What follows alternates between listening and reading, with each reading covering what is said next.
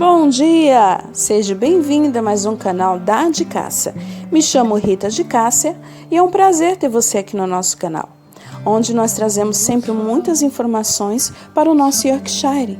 Se você está gostando dos nossos conteúdos, se inscreva no nosso canal.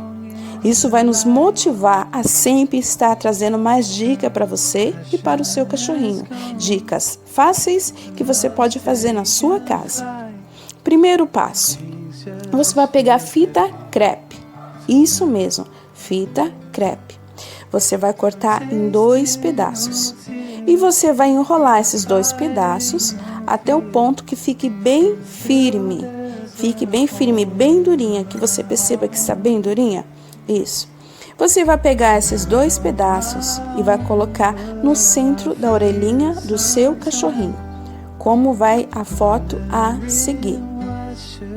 Você vai colocar no centro da orelhinha do seu cachorrinho.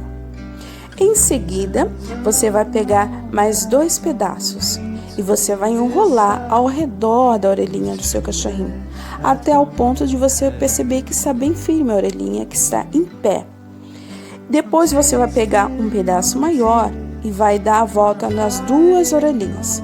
Mas lembre-se de deixar mais ou menos 2 dedinhos de distância entre uma orelhinha a outra. Nunca se esqueça deste grande detalhe, ok?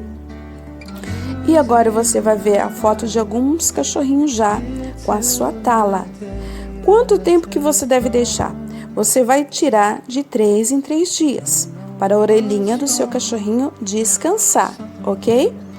Depois você coloque novamente, até você achar que já está bom, que a orelhinha do seu cachorrinho já está ótimo, já está em pé. Esse processo você só pode fazer com seu cachorrinho com 2 meses ou até um pouco antes. Gostou dessa dica? Se inscreva no nosso canal e vai ser um prazer continuar passando informações para você.